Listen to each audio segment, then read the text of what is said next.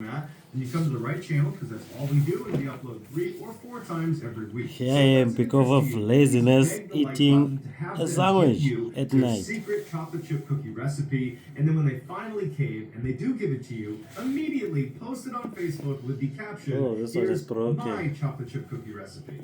Also, please subscribe to our channel and turn on all notifications so you don't miss any of our weekly uploads. All right, let's get into today's story. This is how you eat iguinha, fat cook. Tasty. Around the turn of the 20th century, Russia and Japan got into a dispute over who should be in control of Korea and China.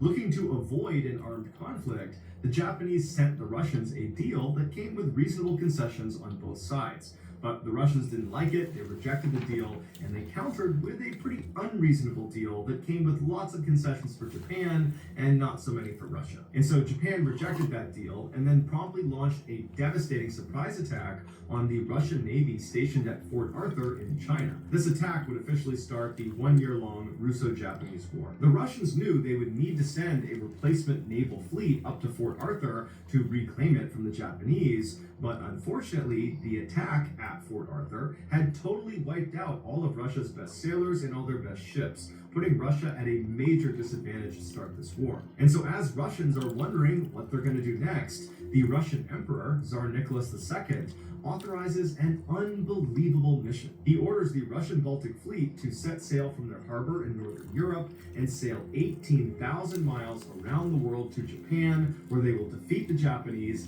and then reclaim Fort Arthur. The fact that none of the Baltic Fleet ships were designed to sail that far of a distance, or that there were literally 0 refueling points along their massive projected path, was considered largely inconsequential and ignored. What was also considered inconsequential was how absurdly unqualified the Baltic crew was.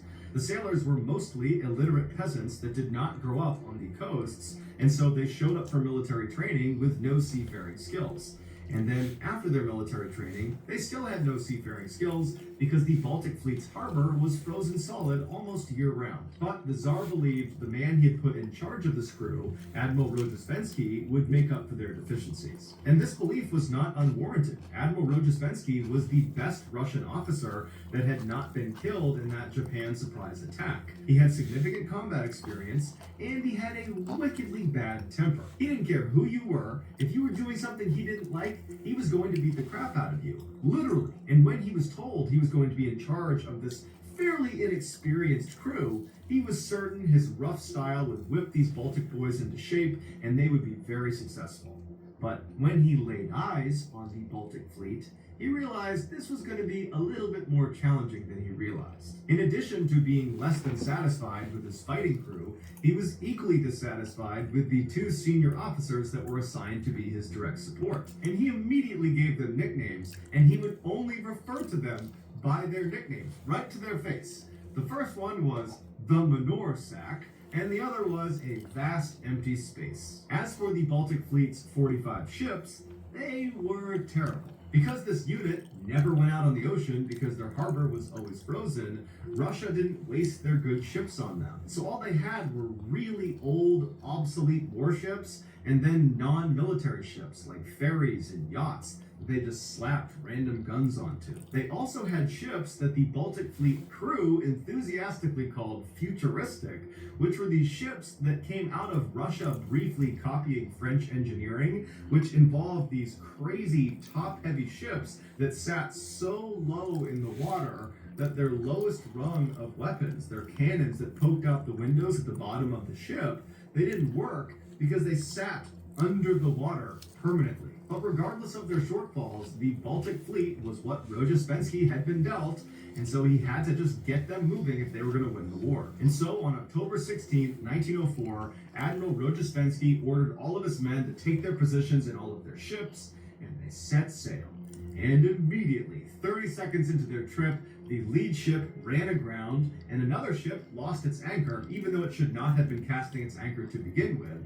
And so while one ship is trying to refloat and the other is trying to find its anchor in the ocean, a third ship comes along and broadsides a fourth ship. And it does so much damage to this fourth ship, that ship had to go back home. But once they overcame these initial obstacles, the Baltic fleet that now numbered 44 ships made it out of the harbor without any more issues and then set sail for the narrow waters between Denmark and Sweden. As they drew closer, Manursak informed Rojesvenski that there might be an issue, that he had heard rumblings amongst the crew that they believed Japanese torpedo boats were stationed off the coast of Denmark waiting for them to get there. Rojesvenski told Manursak that that was impossible. The Japanese torpedo boats did not have the capabilities to sail 18,000 miles to Denmark. And even if they did have the ability to do that, they could not have gotten there in such a short period of time. But Manursak told Rojesvenski that unfortunately, even though logically that makes sense,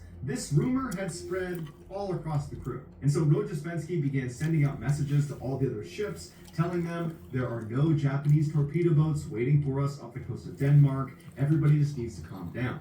And these messages did appear to work at first, because eventually another rumor began to circulate, one that Rojesvenski was not really aware of as it was happening, and that was that the crew began to believe there was a huge minefield underneath them. Everywhere they went, there was a minefield.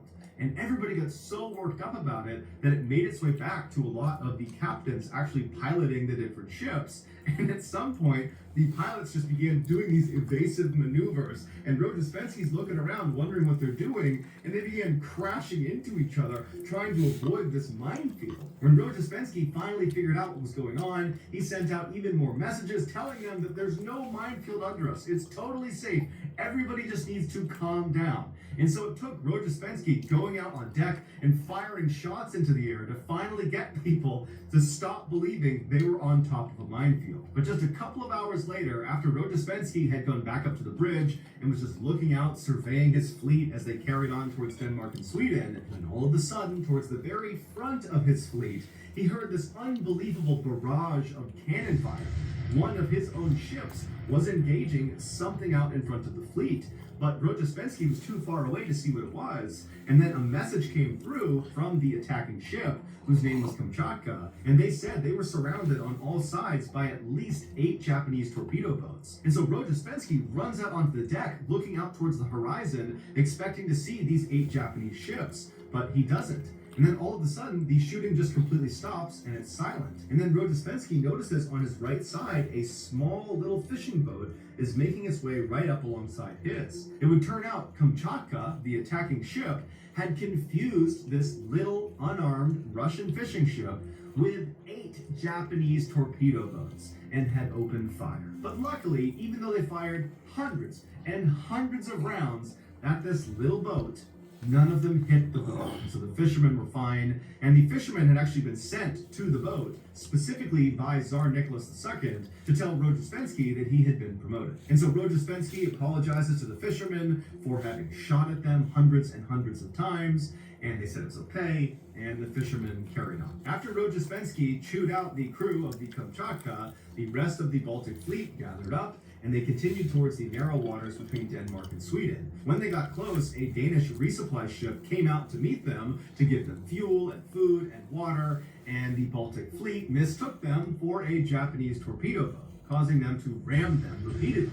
And then they realized their mistake, but at that point, they had done severe damage to the resupply ship, who had to immediately turn around and go back to shore. After that, the Baltic fleet did manage to get past Denmark and Sweden, and they made it out to the North Sea. But as soon as they got out there was trouble. One of the captains of the ships that was towards the front of the Baltic fleet's formation spotted 4 Japanese torpedo boats coming right at them. And so this ship, along with 6 others, immediately just began engaging these 4 ships with everything they had. Cannons, big guns, small guns, everything. It was absolute chaos from the front of this formation. And the amount of gunfire that was going off towards the front caused the rest of the ships that were not part of the attack to begin to panic. And the other ship captains began ramming into each other to try to get away from this attack. And so while that's going on, all the crew members on all the ships begin drawing their swords and running around, expecting the Japanese to board them at any moment. And the others that did not draw their swords put on life jackets and laid down on their back on the deck of the ship, believing that was procedure for how to survive a sinking ship. And so for the next 20 minutes, it was just continuous gunfire coming from the front of their formation. One of the attacks attacking ships sent a message back to Rojespenski that said they had been hit by a torpedo and they were taking heavy fire and it was just absolute bedlam up there. And then all of a sudden, it just totally stopped. And when the smoke cleared, Rojespenski and his ship had been able to maneuver up a little bit closer and they could see what they were shooting at. And it would turn out, once again, it was a case of mistaken identity. They were not being attacked by Japanese torpedo boats. They had spotted 4 small British fishing boats. And in the chaos of the gunfight,